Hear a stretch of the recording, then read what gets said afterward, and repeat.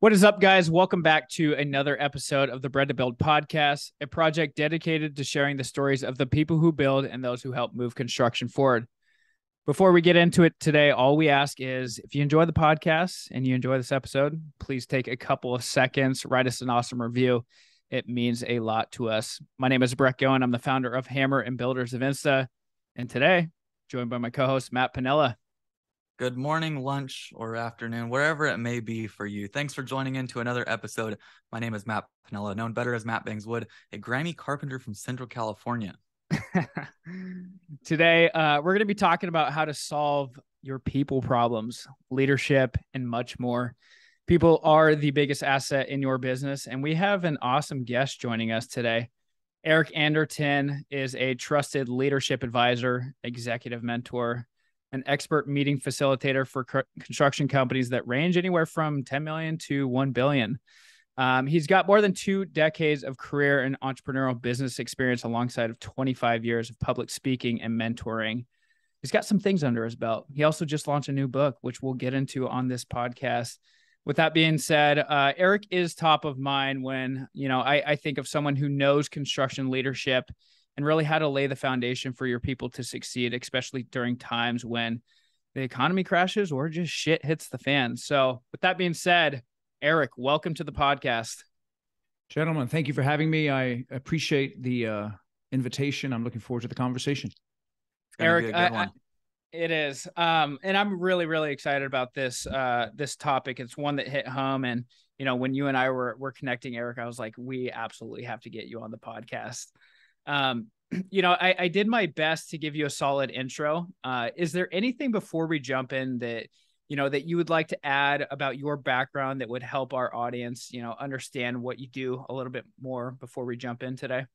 Yeah, sure. I started working with contractors in 2004. I was selling a leadership development program, a worldwide program in the area, Sacramento, California, where I'm from. And my first client ever was a construction company. LB Construction, which is a framing contractor up here in Sacramento. And they're still my client today. So I didn't intend to get into working with construction companies, but I just fell in love with construction right from the beginning when I was beginning with the leadership development program. I kind of resonate with folks who are in construction. I have a tremendous amount of respect for the work that contractors do. I think there is something very powerful to be able to drive down the road, point to a project and say, I built that. And I just really like the way that contractors have an impact, not only on their communities in terms of the buildings that they build, but also the people that they employ and overall just the long-term contribution they make to the communities that they're in. So what was like your previous exposure, Eric? Did you have a fascination around the trades growing up? Where did your exposure start? It's a great question. The answer is absolutely not. I did not have a fascination around the trades. It was something that kind of found me, something that I discovered. And I know it's something where, I'm a builder. I'm a builder of people. That's just where I come from in my background. I have a degree in history, so I've studied people. I've studied psychology. I've studied history, both ancient and modern. And so I have an understanding of people based on a variety of experiences I have. And I just found that understanding of people, but then the way that it fit into what construction companies do in terms of building projects and building people, there was a synergy there, which it just resonated with me. And when I started my own business in 2013, I pretty quickly niched down to construction, and 99% of my clients now are construction. I like that you're saying that you're not a huge construction background, but that's where you found yourself, because a lot of the times we see people that say did $1 million in business for their first year, and then they go into I can make you millions in a year. Yeah, right. That's the best thing, that you understand people and you're open to that. I think that's a big thing. I'm kind of curious, what are the most common people problems you see in the construction companies today? The most common problem is hiring the wrong person and putting them into the wrong position. And the way I see that a lot of times is that every company has a particular culture, a way that they behave. And what happens is they bring on someone who's perhaps technically skilled, but they're not a fit for their culture. So one of my clients, the purpose of their business that they've stated is to crush the competition. And they're great guys, but they just love to win. And when they hire people, they look for people who are willing to have that kind of competitive edge to them. And what that means for them is, if you're an estimator, you're going to be in the office at 6:30, 7 o'clock in the morning. You're going to be working on bidding and winning work, and you're not going to leave until 4:30, 5:30 in the afternoon.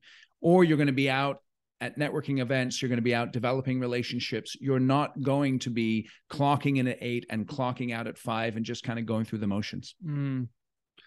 So do you think that's always the root cause? Is, I mean, I hear it all the time. Matt, he hears it a lot too, but it's always comes down to, you know, there's not good enough people to find, or, you know, even going a step further is you found the person, they're not the right fit, but people are kind of settling because there's such a shortage of people.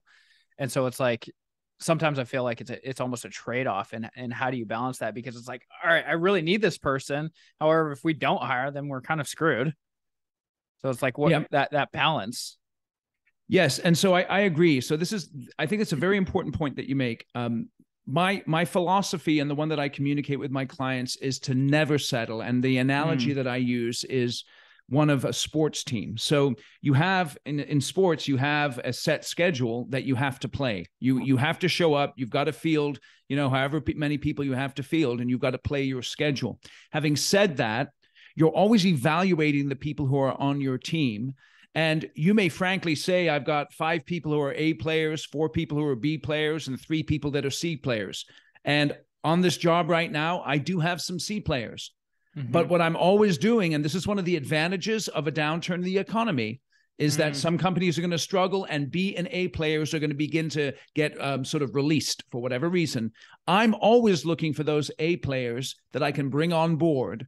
And I'm always committing to developing the people that I already have to up-level their game as much as possible.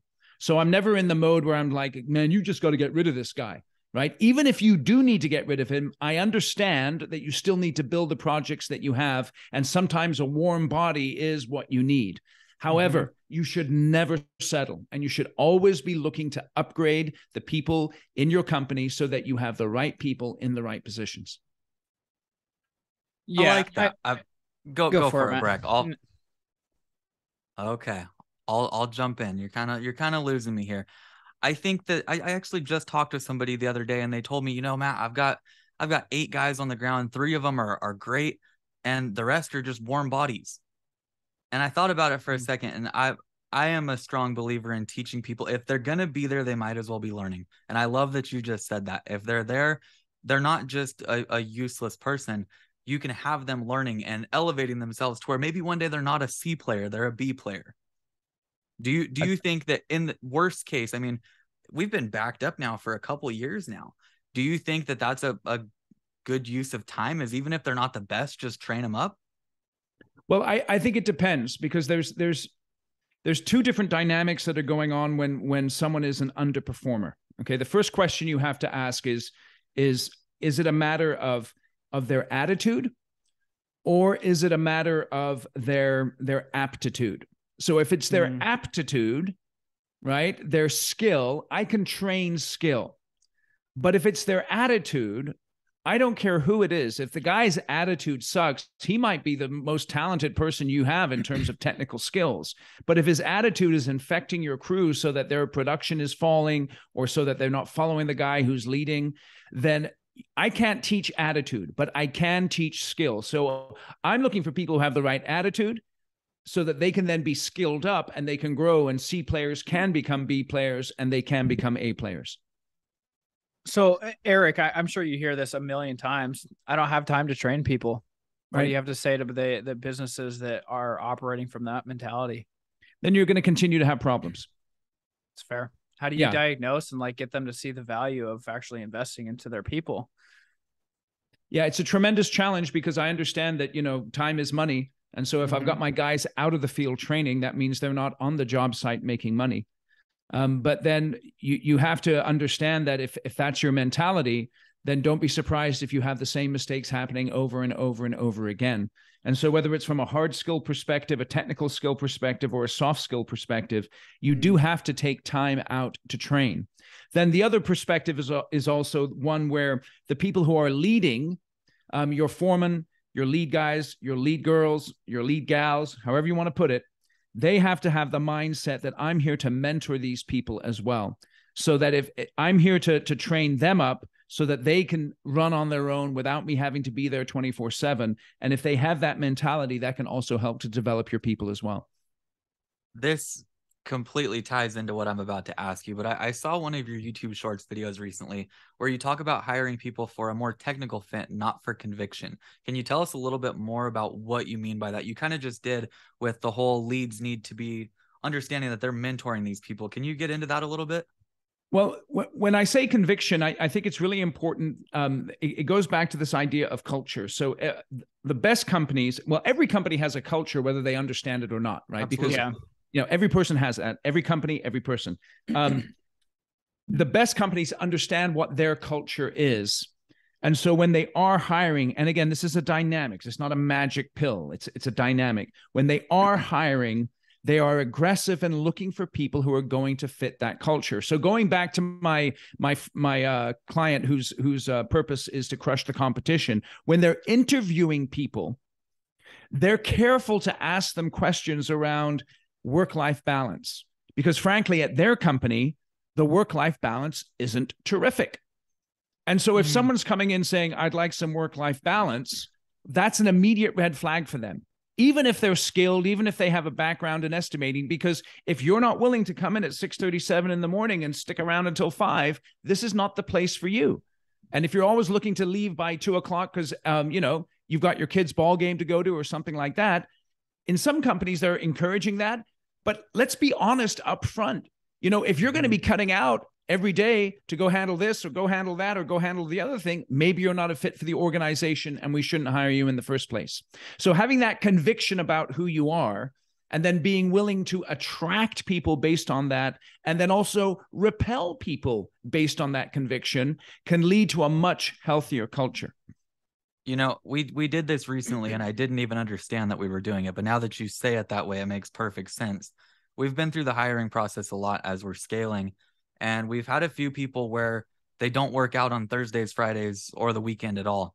And as much as we try to make that fit, it's like trying to fit a big old triangle into a square. It just does not work. It's not the fit that we need. And as much as I aligned with them as a person, as a carpenter, on a work level, if they can't be there more than half the week, it just doesn't make sense. Yeah.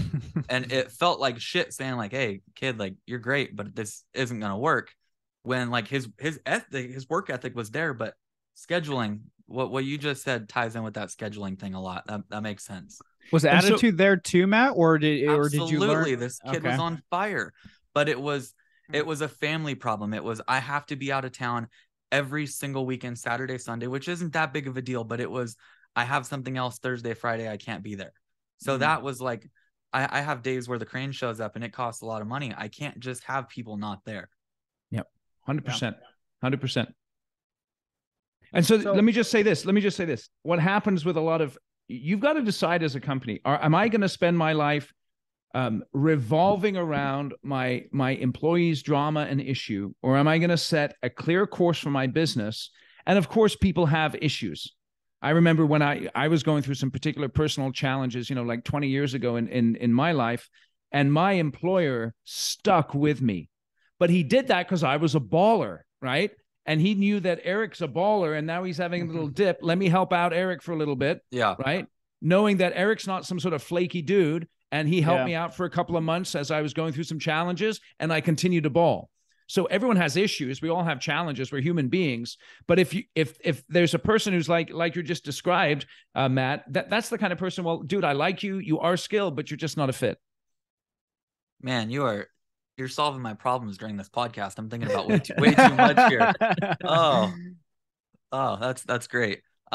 So I did kind of have a question out of curiosity, Eric. Given I think we're at a little bit, we can get into this a little bit later in the podcast because, the whole reshuffling of the labor pool is something that we had mentioned on 2 of our previous podcasts where the opportunity is a little bit more tangible now.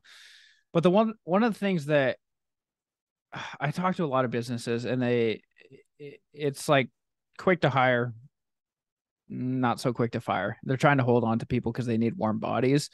And I feel like, let me ask you this instead of assuming, when you talk to a lot of these businesses, they need to fill a seat on the bus.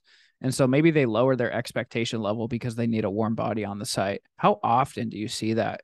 And two, how do you refine your process and expectation when you are going through the interview process? Yeah. So the first thing is I see that all the time, and it's with companies that are small, companies that are large. They hire fast and they fire slow instead of hiring slow and firing fast. And so to refine the process of hiring, first step is what we've already touched on, which is to be clear on your culture and inject that into the interview process. Second step, I recommend using assessments. There's tons of different assessments out there. I recommend one with my clients. Assessments are not the be all and end all, but they're a part of the process. And so an assessment where you're assessing how someone thinks, how they behave, what they like to do, and how that fits in with the role that you're hiring them for, particularly if it's a higher level management role and you're going to be paying this person, $150,000 salary and, whatever the case may be. And then the third step is after you're clear on your convictions and you're injecting those into the hiring process, you're using an assessment. The third one is to really check the references and to actually do that and to have clear conversations with people about how does this person succeed? How has this person failed? Why did they leave their job? And this is a key question that I would ask every single reference that I go after. And it's this: if this person was to come back to you and reapply for a job with your company, would you hire them? Interesting. I haven't heard that one before. Yeah. And I think it's a killer question. It's one that I ask. It's funny because I was talking to one of my clients just last week, and a high-level executive in their company left their company a few months ago. And they began to sort of send back out feelers to this company. And you could kind of tell that maybe this guy was kind of angling for another position. And I looked the guy in the eye, and this is a $100 million plus construction company. I said, listen, if this guy comes back and he wants a job, are you going to give it to him? And he's like, nah, I'm not going to give it to him. He's done. And so you got to be clear on that kind of stuff, because these issues about hiring and then keeping people who are not a fit for your company, they will cost you millions of dollars over the lifetime of your organization. And you have to get very, very aggressive and very consistent in bringing on the right people and putting them in the right positions in your organization. That was killer. I love that. Can I have, Matt, we're probably going to switch gears a little bit and go into some of the office stuff, but just so I can kind of clarify, maybe for the audience too. Yes. Eric, when you talk about convictions, is that, gut checking on the person that you're going to hire, or is it overall just having conviction in your own organization, or is it both? Like how do you define convictions when you're talking to a client of yours? It starts with you first. It's the most important thing is you have to be clear on why does my company exist? How do we behave? How are we going to be successful? What's most important right now? Those are four questions that you have to ask. What's our purpose? What's our personality? What's our plan? What's our priority? With all those things in mind, I should bring those into every single interview that I do as far as hiring people. What's my plan? What's my purpose? What's my personality? What's my priority? With that, and so you have to have that kind of conviction. Then when you're interviewing someone, you have to ask yourself the question, what is it going to cost me to make a hiring mistake here? And this is the key. So let's say you're hiring someone and maybe you're hiring an hourly worker. And so you bring them onto the job site, you figure out after 2 weeks that they're not a fit, and then you let them go. That doesn't cost you a lot of money. No. Okay. And sometimes that's just what you have to do. And that's fine. That's fine. But if you hire someone in a more expensive role, it would be a project manager, an estimator, a senior leader, someone who you're going to be investing 6 figures plus to bring them into the company, you must understand that to make a hiring mistake is going to cost you at least a year's salary in terms of getting rid of that person and then bringing in another person to replace them. So it's a big, big spend. And that's why when you're hiring someone, you really have to ask yourself, is this the right person for the right position? And then once you've hired them, You can't just go, whew, I've done my job, right? No, your job is just beginning. And it's then that you have to commit to making sure that their first 30, 60, 90 days are a tremendous success in your organization. Because what you have to do at the end of 90 days is then take a hard look at this person's contribution and ask yourself, is this the right person for my company? Because if they're not, that's when you need to cut ties with them, is after that 90-day period. Because if you don't have a clear idea of whether or not they're a fit for your company in the first 90 days, then you haven't done your job correctly.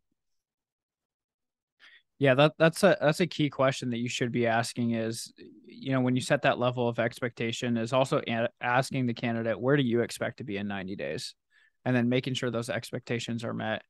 And one thing that, I was having a conversation with a business, and you kind of just triggered this memory for me, Eric, but he was saying something along the lines of, he's about 70 employees today. Really, a lot of his growing pains happen around 30 to 40 employees when you really start to need to develop systems and processes. And, just putting more people on a bad system doesn't put out your fires. And, one of the things that he, exactly, right. But one of the things that he mentioned was, you can't just hire people and expect all of your problems to go away.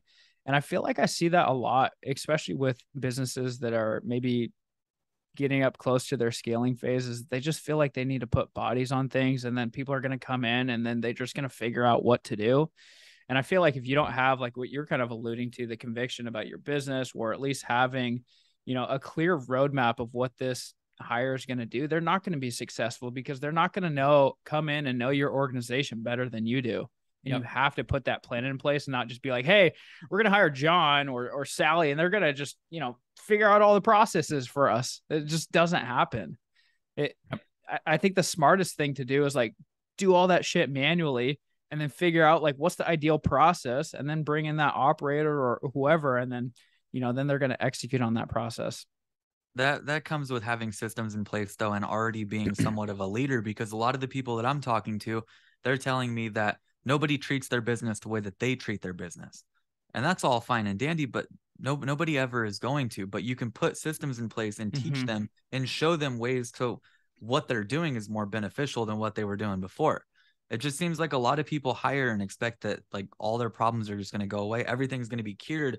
And if you hire somebody for an office position, you're never going to have any problems. And I think that's kind of where we're headed to with this next segment here. Eric, we see this all the time, conflicts between the field and the office, between, say, project managers, between GCs and subs. The one I hear most about is the field to office disconnect. Yep. Kind of curious your point of view. What are some of the most common conflicts between the two? I think a lot of the conflicts are these ones, right? Where they're pointing fingers at each other about who is responsible for what exactly. Exactly. And so as a leader, what you have to do is you have to be very clear on what the job of the field is and what the job of the office is. So what are you expecting your project manager to accomplish? What are you expecting your foreman and your superintendent to accomplish? What are their roles and responsibilities? Do they understand what their role and responsibility is? Do they understand what the other people's role and responsibility is? And then are they executing it? If you're clear on that, then when you come across the various conflicts, that will help you to understand who's ultimately accountable for that particular issue. So you're saying that accountability is lacking. Basically, nobody knows who is doing what, and that's where the problems come from. Because I work with a lot of different builders, and anytime a problem comes up, say it's with billing, I talk to people on site. Oh no, that's not my deal. That's theirs. I talk to them. Yeah. Field guys didn't turn in billing. Nothing got submitted. It's always they're blaming them and they're blaming them. And it's just a circle of shit 9 times out of 10. Yeah. And again, that's where clarity on role and responsibility is important. And then communication of that role and responsibility so that everyone understands, and then accountability to that role and responsibility. Clarity, communication, accountability. So I want to chime in here. I've talked to a lot of field guys over the last 2 years, ranging from a lot. Ranging anywhere from like journeyman carpenters in the union to, your everyday, swinging a hammer guy. Most of them do not respect the office. Yes. And so I totally get it. If you have processes in place and you have like roles and communication and expectation, but I mean, I'll talk to some of these guys and they're like, this is their words, not mine, but they're like, they don't fucking know what I go through. And That's so right. it's like, when the fingers go the opposite directions, it's usually out of like just a lack of respect for each other's role. HR or office management, the most common thing that I'll hear from guys or gals on the field is they're like, they've never stepped on a job site. So like, why am I going to try to improve my communication if they have no idea what I have to go through to even get this data or whatever to them? So like, how do you go for it, Matt? We hear the same pushback with engineers and architects though, as well, with the trades too. It's still that field to office setting, because I've heard it a million times. Shit looks great on paper, but does it fucking work? No. And it's the same thing every time. And it comes down to, in my opinion, a lack of respect both ways. They don't care so much. Like, I've seen gray areas where the architect just leaves things blank. And then I've also seen guys on site that aren't willing to communicate. So it kind of goes both ways. Who's at fault though? Okay, so I think the first thing that everyone needs to do is they need to step back and they need to ask the question, where do we make our money? Right? In construction, where's the money made? And the way I look at it, the money's made in the field. Yeah. Right? So if you don't have guys and gals in the field, building the buildings, doing the work, then you ain't going to make any money. And so the folks who are in the office, they need to understand that they're there to support the field. They're there to make sure that the field has everything that they need to execute every single day. The field needs to understand that that as the office is providing them the support that they need to execute, and that they are the center of the business, they're the engine of the business, they then have a responsibility to report back to the office with the information that the office needs in order to help the field to execute at the highest possible level on a consistent basis. And so if that's the mindset, that we're making our money in the field, and field, you have the responsibility to report back on your production and on your issues so that we can understand what we need to do to further support you, then that mindset shift can help to overcome some of the barriers. Question for you. Do you think a lot of contractors are telling their field employees that they need to be reporting back? Because oftentimes I hear that the office needs to be telling field what they need to be doing, but it's never really the other way around. What you just said right now was actually kind of a first, and I think it's something that would help a lot. So are you working with people that are having their teams communicate both ways? Absolutely. And that's what the most effective companies do. And they use a combination of relationships and technology to achieve this. And again, that perspective, the field is where we make our money. So we're here to support you, but field, we need information from you so that we can better support you. And another piece of that of the process is this. I work with a lot of larger contractors, and what happens is they hire their engineers or project managers out of college, and they have their degrees, and everybody knows that they don't know anything except them. Sometimes, the guys with the degrees, they think the degree qualifies them to go onto a project and tell a guy who's been doing the work for 25, 30 years, what they need to do. And so the office needs to come onto it's a tricky thing. They need to come onto the job site with the appropriate combination of humility and assertiveness. Okay. Because what happens is sometimes guys come onto the job site with their degrees and think that they're the bomb, and they're really not. But then on the other hand, they come on and they naturally get intimidated by the guys on the job site who are like, screw you, buddy. I'm not going to give you the information you need. You need to earn it. And so there's a tricky thing there. They need to come on and be willing to assert themselves appropriately, but then also show the appropriate humility so that they can build relationships with people and really overcome those silos that exist between the field and the office. And that comes with being able to humble yourself, being able to not, you kind of have to take yourself down off that high horse and create like a mutual respect between them. Yeah. And that takes work. It takes relationship building. It takes going through conflicts. And it's a challenging thing. What we're talking about, there's no magic pills to what we're talking about here, right? It's not like, here's the magic pill, take it. If anyone sells you magic pills when it comes to this stuff, then they're full of it, right? I bought one, but it didn't do what it said it was going to do.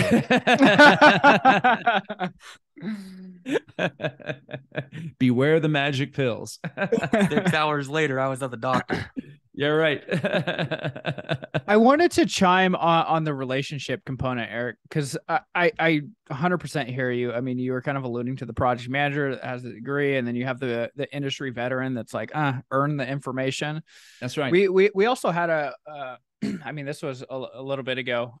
We had a podcast episode with Jared Kaufman. If anybody's listening and wants to learn about the dynamics between younger leaders and leading veterans, I highly recommend going and checking that out. But the dynamic is the same. The project manager is getting information from the field veterans, but also maybe let's quickly talk on the younger leaders coming in, because I mean that's a big gap too. You have the industry veteran that has 20, 30 years of experience, but then also if you have like that lead carpenter or that whatever it is, I mean, that dynamic is really tricky too. Cause then it's like, now I'm taking orders from this 28-year-old. Like, what is going on here? Yep. Yeah. So I think that it's incumbent upon the younger folks to come with a mindset of, I am in a leadership role, but I'm here to serve you. I'm here to do whatever is necessary to clear the way so that you guys can build safely, profitably, with high quality on a consistent basis. Now, if I need to say stuff, I'm going to say stuff, right? If I need to call you out, I'm going to call you out, but I'm not doing it because I'm trying to power trip. I'm not doing it because I'm trying to clown you. I respect you. I know that you're the heartbeat of the business.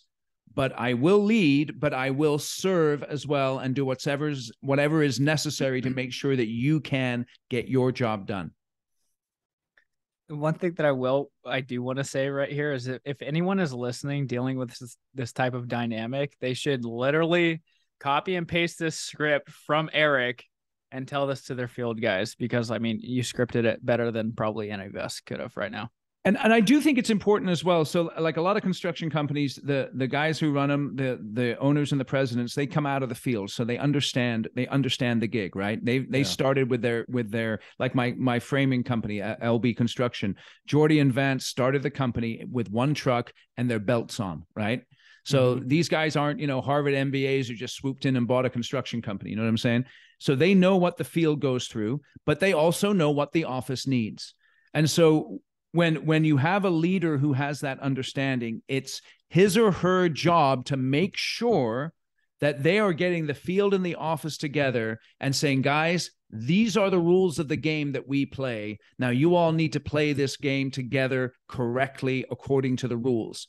And then make sure that they're holding the leaders of the office and the field, the operations and the project management accountable for playing according to the rules that they establish. That kind of, I'm wondering if this is just like a case by case thing, but is this everybody, or how often are you seeing conflicts? Is this something that nearly every construction company you're dealing with deals? Like, do they all have problems with conflict amongst their own employees? Yes. Almost all of them, or all of them? I would say all of them to one degree or another, of course. Okay. Yeah, it's not unusual. So, don't feel that you're, out of, unusual if there's conflicts between the field and the office. They're just there. Yeah. Okay. The key is making sure that you're doing whatever you can to overcome those conflicts and to minimize those conflicts. I said it in the beginning that you were kind of making me think about everything that's going on with our own business here. Let's say I had somebody that I consider to be like top performing, love the guy to death, but he has a conflict, and it's not something that's going to be cured. It's a constant thing. It does not change. Maybe it's a character flaw. Right. Right. Do you fire? I mean, in my opinion, being completely honest with you, I do not think this is something that can change, but you're like my therapist right now. I'm sorry. It doesn't affect other employees. It affects management. Okay. So then you have to ask, is management willing to deal with it? That's a good question. I would answer yes. Okay. So when is it yes and when is it no? Are you asking me or are you asking Matt? Yeah.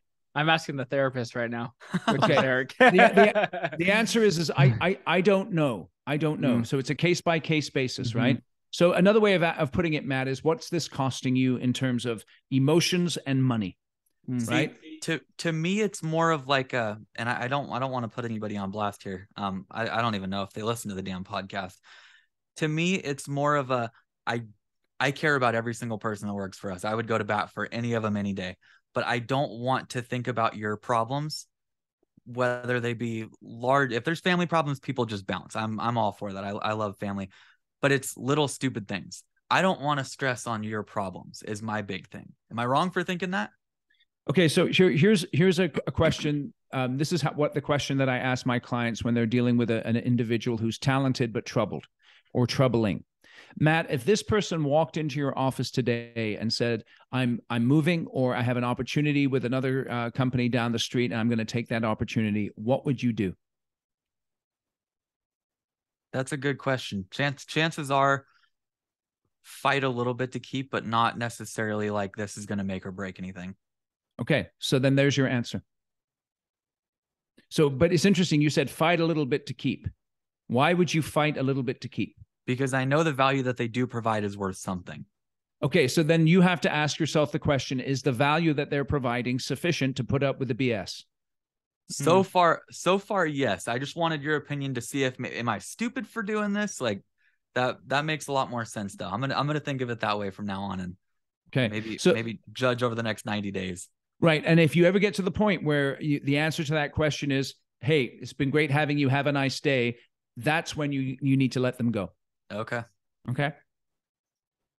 Man, I feel like I'm in a therapy session. I love this. Thank you so much. This Eric. Is good. We're getting into it. I want to talk a little bit more about like how to facilitate those conversations and like conflict resolution. So maybe I'll just tee it up a little bit, but let's talk about how to have the difficult conversations in an organization, kind of like what Matt was going to bridge into here. But, one of the things that it's just been like pounded in my head is how you start a conversation is typically how it will end. I picked this up from Dr. John Gottman, who's an amazing psychologist. A lot of his work is just around how to make relationships work. And what he specifically said, and I'm quoting him a little bit loosely here, but I think he was like 90-something% of the time you can predict an outcome of a conversation based on how it starts within the first couple of minutes. So my question to you, Eric, is in such a fast-paced, stressful environment like construction, and I think there's definitely some uniqueness in construction versus other industries, but specifically for the environment of construction, what do you think is the best way to handle those disagreements and conflicts as they come up when you got 10,000 balls in the air that you're trying to juggle? Yeah, I think the first thing you have to do is you do have to set aside time to have that individual one-on-one conversation. And then when you're having an individual confrontation, you need to get right to the point. And so there's a model that I use that I learned from Susan Scott and her book, Fierce Conversations. And it's a model that I teach consistently. And what it does is it helps you to get into a one-on-one confrontation with someone very quickly. So the first thing you have to do is you have to name the issue. Okay, so let's say the issue is a lack of urgency and a lack of planning. Okay, that's the issue that someone has. So it's a project manager, you're not planning the work correctly, and you have a lack of urgency in terms of dealing with issues. Then after you name the issue, you select a specific example that illustrates the behavior or situation you want to change. So you never go with, you always do this or you never do that. You never do that, right? You always name the issue and then give a specific example. So yesterday with this particular project, it took you the crew 14 hours to put down 400 tons of concrete, and it shouldn't take that long. So this is the issue. Here's a specific example of it. Then you describe your emotions about the situation. You say, listen, I'm frustrated as a result of this issue because it has an impact on the financial health of the company and the relationships with the client. Then you clarify what's at stake. Now, this is very important in the confrontation, because if you're my boss and you're coming to me, the first thing I'm asking is, what's at stake here? Is this my job? Is this my position? Is this just a reprimand? What's at stake? So if his job or her job is at stake, you need to say that right up front. Okay.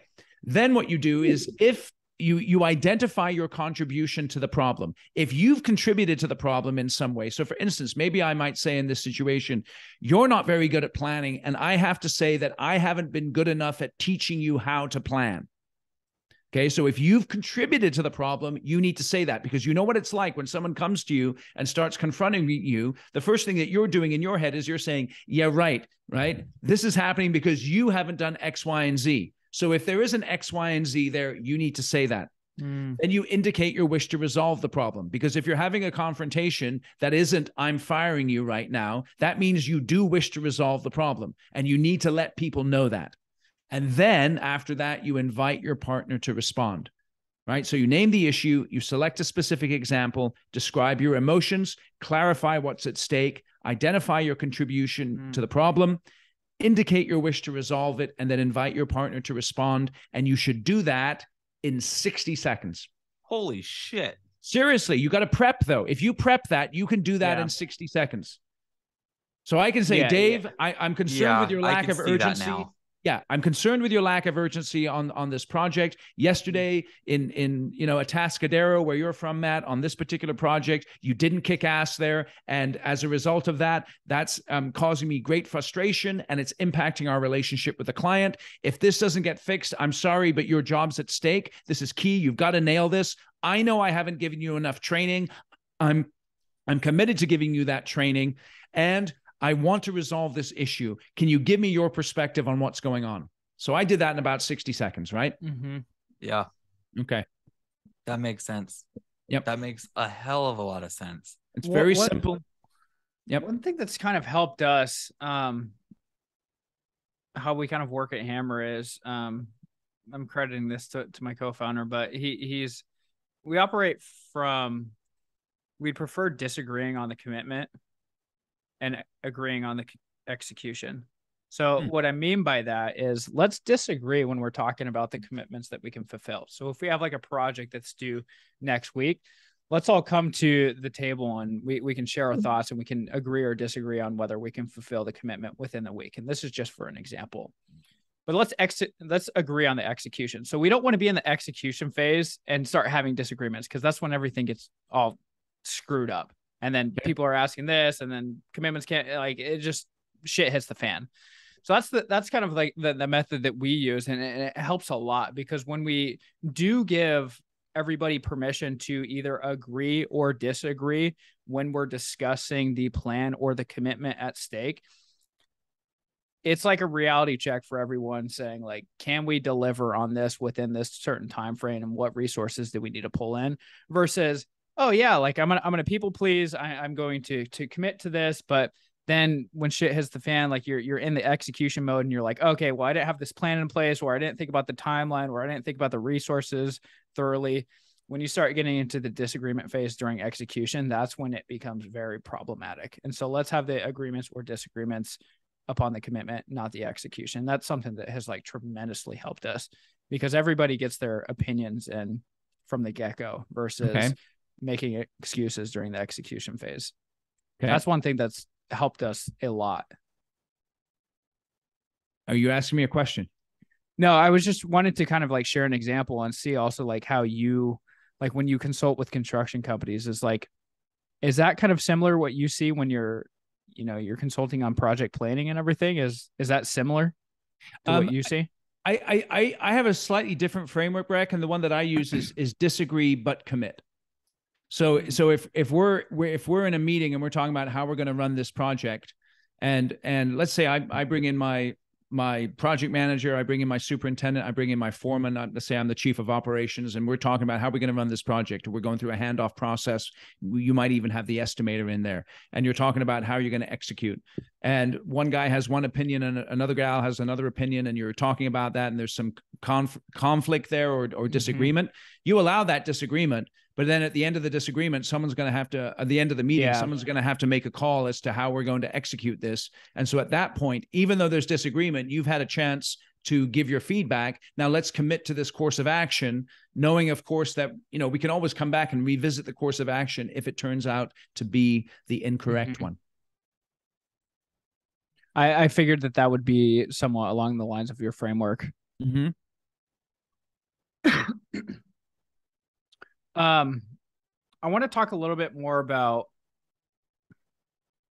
if people are the root problem and also the root solution. Yes. Obviously changes to a project are part of the game. How do you motivate people when they're struggling? It depends what area they're struggling in. Give me an example.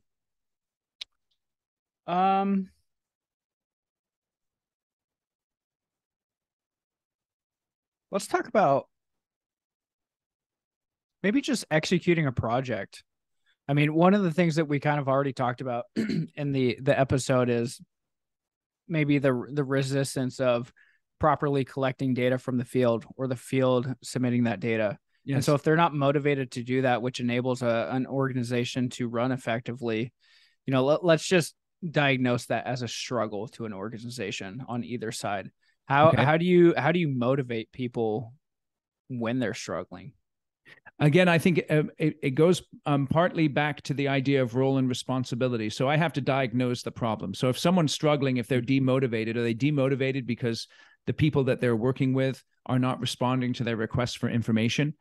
If that's the case, I might need to get the field and the office together and say, listen, guys, if we're going to be able to execute this project profitably, field, you have a responsibility. Office, you have a responsibility. Now, both of you need to execute that responsibility. And again, it goes back to me holding them accountable or their manager holding them accountable for that. So ultimately, you're hosting an intervention to see what in the hell is going wrong and where. And at that point, sometimes you got to do interventions. Yeah, you got to figure it out, right? Leave nothing unturned and basically talk through everything. Yes. Yeah. And again, that's why having those regular meetings, those regular project meetings once a week where you're bringing in people and you're saying, what's the progress on the project? You're bringing in the project manager and hopefully someone from the field so the field can get their hand raised and bring in their issues. That'll help you to keep these projects on track. That makes a lot. I think that communication as a whole, it's something we've talked about way too fucking much. Communication as a whole in construction sucks. Right.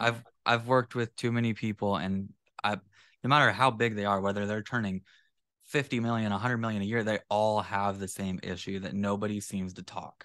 Absolutely. And so you have to insist on that and you have to work really hard on it. And it's a never ending. So that's why you have to get into habits of communication that are based on commitments in terms of what's my daily rhythm of communication? What's my weekly rhythm of communication? What's my monthly rhythm of communication? And it may vary from project to project, from situation to situation, but you have to get into a consistent routine. And then you just have to get into that habit where you're holding yourself and other people accountable for that consistent communication. So we're on the topics of meetings, Eric. Two things, obviously, that you seem to be very proficient at is understanding and also coaching your clients on how to run a kick-ass meeting, but also shifting from time management to calendar management, which we'll get into. But first, let's talk about, I like your whole kind of like kick-ass meeting type of phrasing. But first, like, one, how do you identify a kick-ass meeting in terms of your definition? Yes. But also what would be the ideal outcome of a kick-ass meeting? How do you typically structure one? And that's a great question. So a kick-ass meeting is one where we have identified a specific problem. We have the right people in the room to address the problem. And we're using a very simple but powerful structure to go from problem identification to idea generation to idea prioritization and then action planning. And we're doing that in 60 minutes or less. And you see, the issue with a lot of people is they try and solve problems, and the leader either thinks one of two things. One, either I suck at running meetings, or my team sucks and they never want to come to agreements. They're just butting heads all the time. And the problem isn't that you suck at running meetings or that your team sucks. It's the structure of the meeting that's the problem. And so if you have the right structure, you can learn how to facilitate the meeting and get people to come to agreement on how you're going to solve your issues. So let me just explain that in a little bit of detail, if I may. So the first thing you need to do is to identify the problem. So let's say you have a safety issue on your projects Your incident rate is not where you want it to be, and you want to address safety. So you bring in people from the field, the office, your safety person, whatever the case is, and you ask the question, in what specific ways can we improve safety on our job sites in the next 90 days? Okay, so you have a clearer question right there. And the key word in that question is the word specific. And the reason why is because the more specific you are in your thinking, the more actionable you will be in the ideas that you produce. Okay, so you bring people into the room, and let's say you have a room with 7 or 8 people. I wouldn't, for this type of meeting where you're looking to solve problems, I wouldn't have more than 7 or 8 people, maybe 9 at the most, because if you get too many people in, it's just too difficult to run. Okay, so you get the key people in there. And then you give them 2 minutes just to write as many ideas as they can come up with in 2 minutes to that question, in what specific ways can we improve safety in the next 90 days? And in this process, at this point of the meeting, there's no bad ideas. Whatever idea you have, you write it down, you get another one, you write it down, you get another one. You're just trying to be as specific as possible and dump as much as you can in 2 minutes. Then you ask everyone to look at the list of ideas that they've generated and pick their top 2 ideas. Okay, so they've probably generated anywhere from 2 to 6 ideas in 2 minutes, maybe more for some people. Even if they've generated only 1 idea, that's fine. You ask them to pick their top 2. Then you go around the room, and let's say you're in a room and you have a whiteboard or you have a flip chart. Even if you're out in the field, you might have you might just have a little iPad or something like that where you can make notes. You go around the room and you gather 1 idea at a time from each person. So you start and you get your first idea, they share it with you, you write it down on the board, you ask clarifying questions, because sometimes people need to talk out their ideas to clarify what they're saying. And then you go to the next person and get their idea, and you only let them share 1 idea at a time. You go all the way around the room getting their ideas. If you're going to participate and you're leading the meeting, you share your first idea last. Okay? Then you go back around the room and get everyone's ideas, but you go the other way. So the person who went last gets to go first the second time around. So you should get 2 ideas from every person in the room. Now, you're going to get duplicate ideas at some point. That's fine. You just ask them to share their next best idea. So at the end of that, you should have about 12 to 15 ideas on the board on how you're going to improve safety in the next 90 days. Now, there's an old saying about meetings: when all was said and done, a lot was said and nothing was done. So you've got this list of ideas, and they're probably all really good ideas, but you're not going to execute on all of them in the next 90 days. You're just not going to do it. So what you do then is you prioritize, and this is how you prioritize. Let's say you have 12 ideas on the board. You distribute 4 votes to every person in the room. So 1/3 of the ideas. And you ask them to pick their top 4 ideas from the list of 12. Okay? And so everyone votes. You go around the room, you collect the votes. And what you'll find is that 1 or 2 ideas will get more votes than all of the other ones. And in fact, what you might find in many cases, and I've been using this process for almost 2 decades, it'll be 2 decades next year, you'll find that the top idea, the top 2 ideas, will then be supported by the other ideas that get votes. Okay, so then what you do is you take the idea that has the most votes. And so let's say it's safety, and the best idea is we're going to have a tailgate meeting every single day for 5 minutes. We're going to have a 5 to 10 minute tailgate meeting on every single project, every single day, to remind us about safety.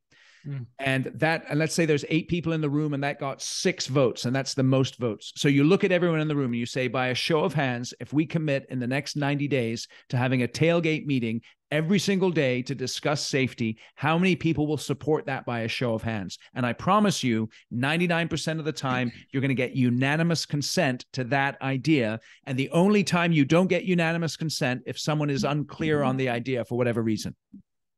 So by using this process, you get everyone to weigh in with their ideas, to evaluate the ideas, to vote on the ideas, and then to support the ideas, and to come to agreement on how you're going to solve your toughest challenges. And you can do this in less than an hour. This is going to sound so ridiculous, but like what you've just explained sounds amazing, for one. But 2, this sounds like this sounds like something I would do in grade school because it works. But the other thing is, it's so simple that it works so well. You're not just telling people how you're going to fix a problem, and you're not giving them any sort of like, here's A, B, or C.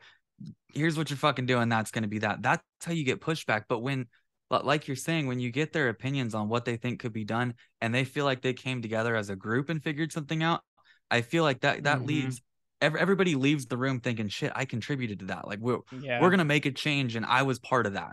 And I feel like they're more entitled to want to actually push for that. That makes so much freaking sense. Yep. 100%. 100%. I promise you, if you use this process, you will find that it revolutionizes the way that you run the types of meetings where you're looking to solve problems. And we know in construction, problems happen all the time. Absolutely. And so you've got to get good at solving problems and tapping into the genius of your team in order to do that. Well, I love that.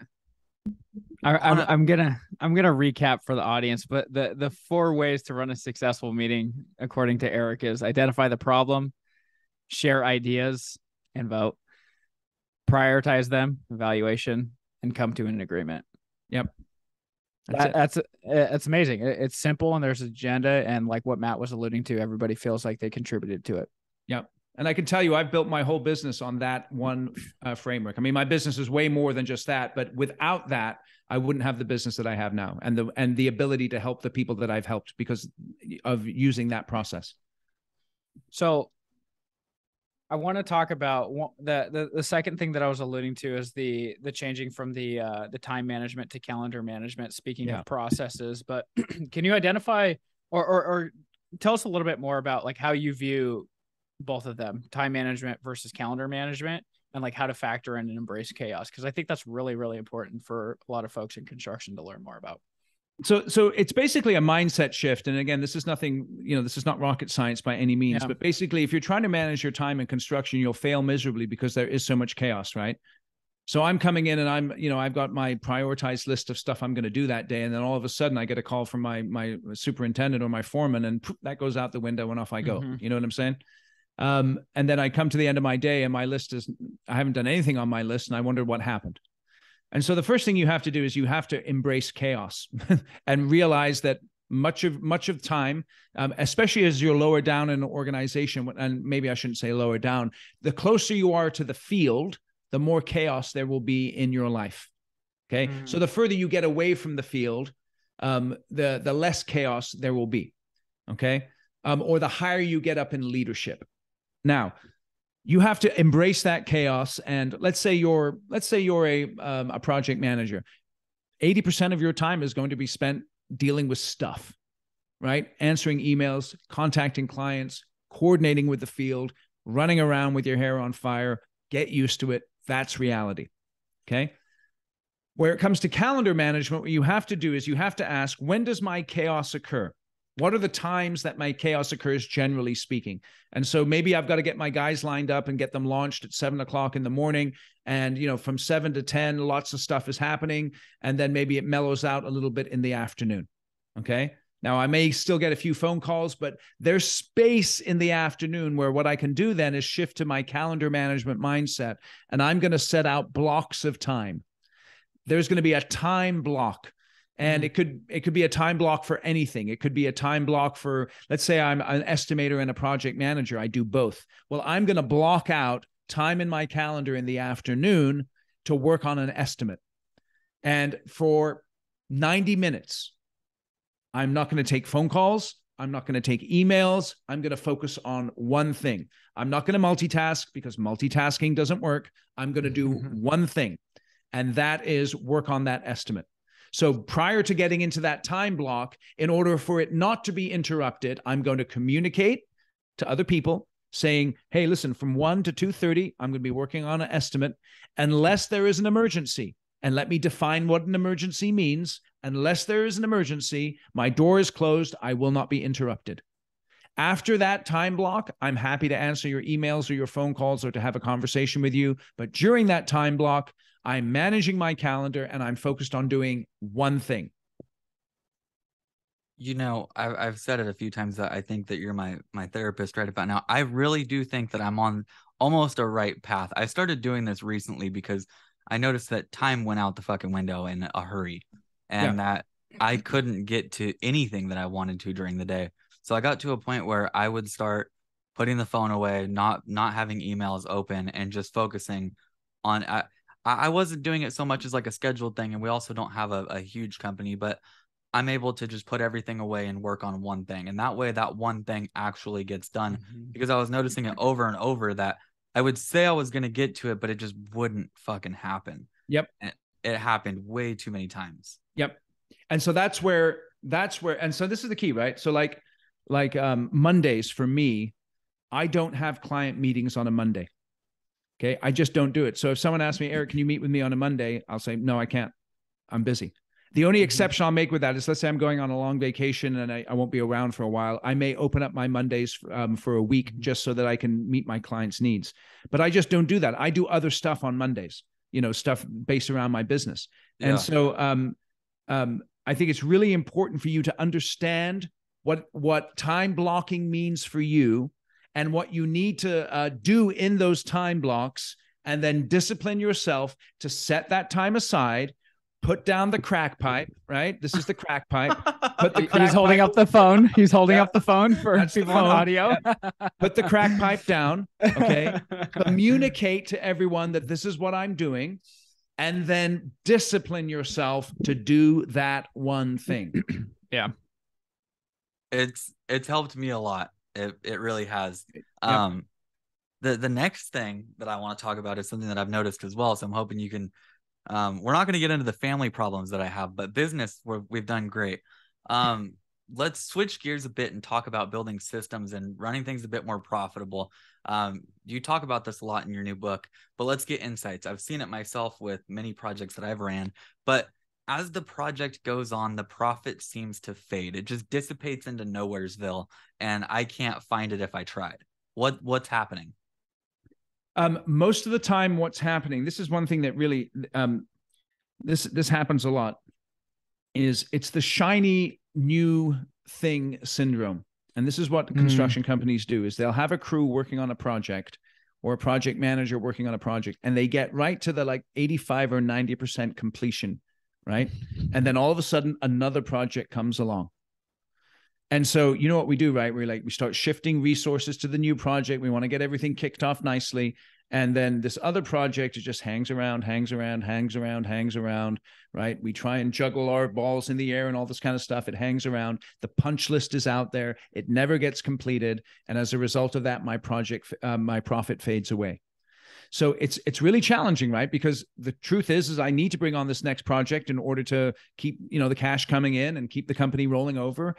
But at the same time, and this is one of the keys, I think, is what companies will do is they will designate one person or one crew, and depends on the size of the company, who's like the project closeout expert. The person who really does a good job of saying, punch list, give me that punch list. I'm going to knock those things out. And let me just go down and make sure all those things get taken care of. And maybe they have enough of energy and enough ability to be able to handle that punch list so that you can shift resources off. But you're focused on buttoning up that last 15% of activity so that that profit isn't fading away because you're not finishing up on time. I have a guy, his name's Jay. He's great. And what you just described is him.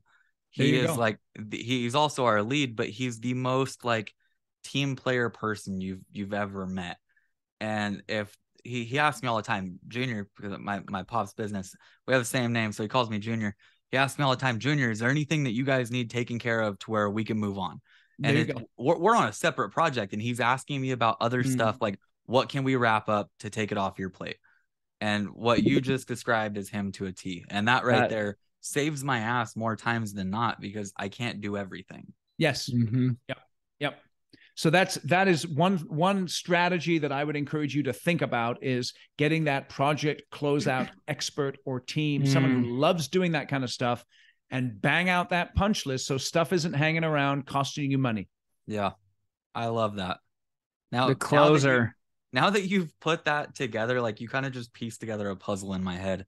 I'll think about that more from now on. That's someone you'll fight for. Oh, don't Eric, say that. Now you're making me feel bad. no, not at all, man. That's a good person to have. Um, Eric, we were chatting a couple weeks ago when we were going to tee up this podcast, but one of the questions that I had asked you, and I really want you to share with everybody listening today, is I asked you, when people call you for advice, what are they usually asking? And you mentioned two things, and I thought it was great. The first one was when a leader of a company was just promoted. Mm-hmm. And the second thing that you said was how to turn a project leader into a people leader. I want to talk about the first one first. So when a leader of a company was just promoted, talk to us a little bit more about what this conversation looks like and what kind of what types of advice are they looking for or you tend to give when someone was just promoted? Yeah. So when someone is just promoted, the first 90 days are absolutely essential. So in that first 90 days, what I would do is I would sit down with that person and I would walk them through what I call the high performance dashboard. And I would ask them as they're coming into this position, what do you think is the one thing that you need to achieve in the first 90 days to be able to say with any credibility, I'm getting off to a good start? And it'll be really interesting to see what they have to say because, if you've promoted this person into a new position, hopefully they have some talent, they have some capability, and they have some brains, and they would have a good answer to that question. Now, perhaps they wouldn't have a great answer, and you can help to clarify with them what that rally cry or that one thing should be. And then once they've clarified that, then you ask them, okay, so if this is the one thing that you need to achieve in the first 90 days, what are your top 3 initiatives that are going to help you to achieve that rally cry? What are the actual things that you're going to do? Have them identify those 3 things. Make sure that you're aligned with them on that. Give them feedback. Get some metrics that are related to those initiatives that tell you whether or not they're executing on them in order to achieve that rally cry. Once you have that in place, then ask them, okay, in the first 90 days, what are the key relationships that you think you need to develop? So let's say if someone's coming into a project executive role, and this happens, I tell you, this happens many times in construction companies. Let's say they were picked over somebody else, and that somebody else is going to report to them. They do not like that. I just saw that happen recently. Yeah. So that is one of the key relationships. Now, relationships are two-way streets, right? So you can do whatever you can to try and build a relationship with someone, but if they don't want a relationship with you, then it ain't going to happen. But having said that, you should make a commitment to developing a relationship with that person, doing everything in your power to do that. I have a question. Do you think it would be better as a company to not publicize the fact that somebody's going to get promoted, yet do it like one-on-one with that person? Because oftentimes in the example I'm using right now, just recently, they're a big company here in California.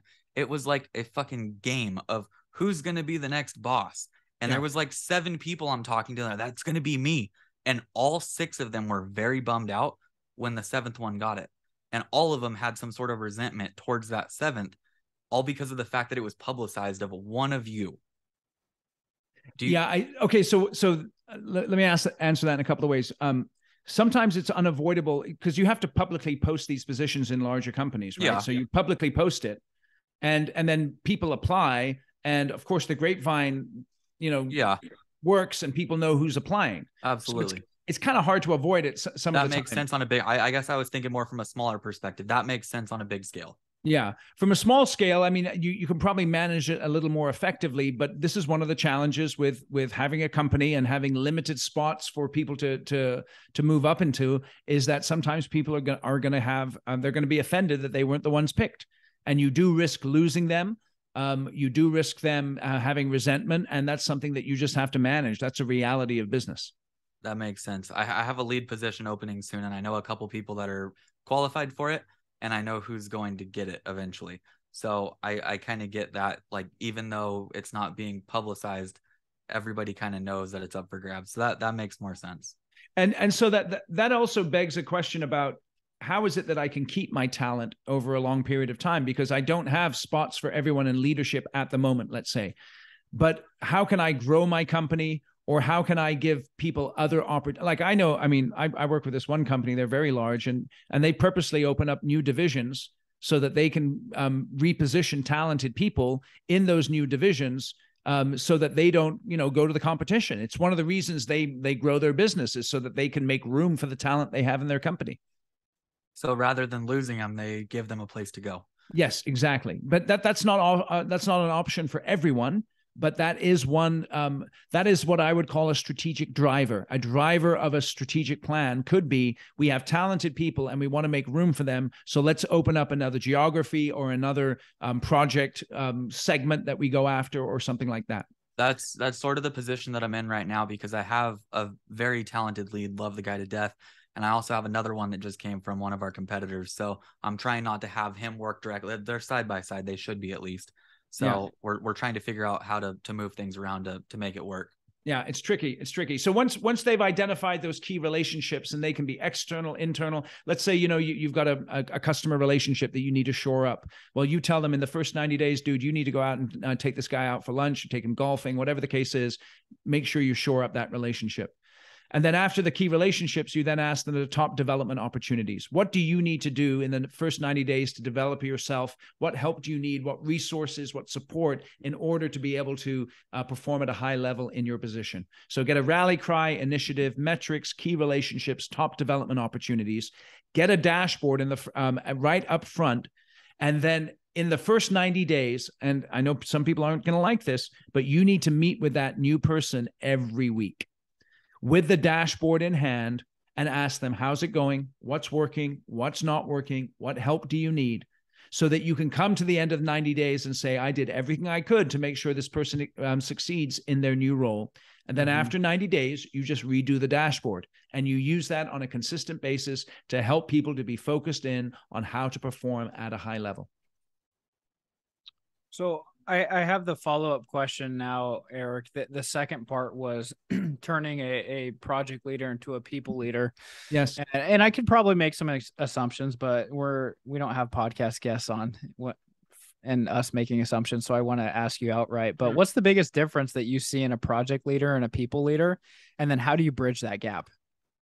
Yeah, so projects are black and white, generally speaking, with the exception of some of the drawings being a little bit gray. But people are gray, right? Yeah, you know what I'm saying. People are gray, though, right? So people aren't black and white. So a lot of times you get engineers who have an engineer's mindset, who kick ass running a project. But then when they have to run a team of people, they communicate in a way that can be abrupt. It can be emotionally unintelligent. And I don't mean, being a sissy or something like that, but they just don't pick up on emotional cues sometimes. And so they need to be educated in how to communicate, how to handle people issues and how they differ from projects. And so that shift can be really challenging. So they have to learn how to have those difficult conversations, like we talked about earlier. They have to learn how to bring people to agreement, like we talked about earlier in a meeting, not just say, hey, I know the right way to do it because I've got experience. This is how we're going to do it. But like you guys picked up from the process I shared, the act of getting people's input will get their energy then focused in on how to solve the issues. And then you really have to focus them in on making sure that they're holding people accountable. Because when I've only got 1 or 2 people to hold accountable, maybe I can handle that. But if I've got 6 or 8 people to hold accountable, I need to be then consistent in meeting with them on a regular basis so that I can surface issues, I can deal with problems, and I can keep my team moving forward together. And if not, that's how things fall in the cracks and get left behind. Yes. And so this is another thing, right? Is because it's challenging because people they didn't get into construction to lead a team of people. They got into construction to build stuff, right? Yeah. And so now they've got to shift their mindset, and they think, this is the problem, they think that they're wasting time having one-on-one meetings with their people.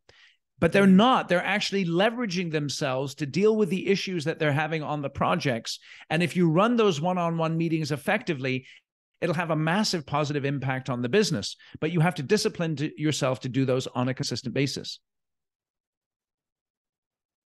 That's well said. Eric, we got one more thing that we want to talk about before we go, and talking about your book as well. But we've had two to three episodes where we got some perspective from a couple of our podcast guests on, how to handle a recession, how to find your mentors in terms of just when things are chaotic.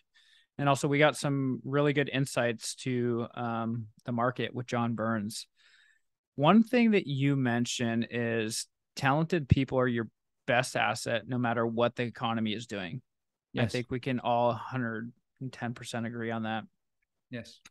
And I couldn't agree more with this. When the economy shakes or crashes, the labor pool reshuffles. We've kind of already, you alluded to this earlier in the podcast on the opportunity where if you can grab that talent, I mean, that's an opportunity that just doesn't come every single day.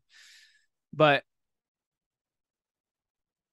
when shit hits the fan as a business, how do you coach leaders and business owners on how to maintain a level of conviction in their business and in their projects that enable them to attract that talent and the best people when everybody else is stumbling over themselves and repelling the best people? How do you coach them on handling that? I think you have to be grounded in your own personal convictions, and you have to be committed to playing long-term games with long-term people. Because construction is a relationship game. And you may get away burning a couple of people and being a hard ass and all this kind of stuff. But the best contractors that I know, particularly in the culture that we're currently living in, the most successful ones are the ones who understand that relationships are at a premium.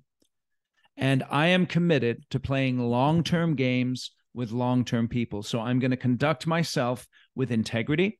I'm going to stand for what's right for the contract that we've agreed to, while also being flexible where I need to be flexible.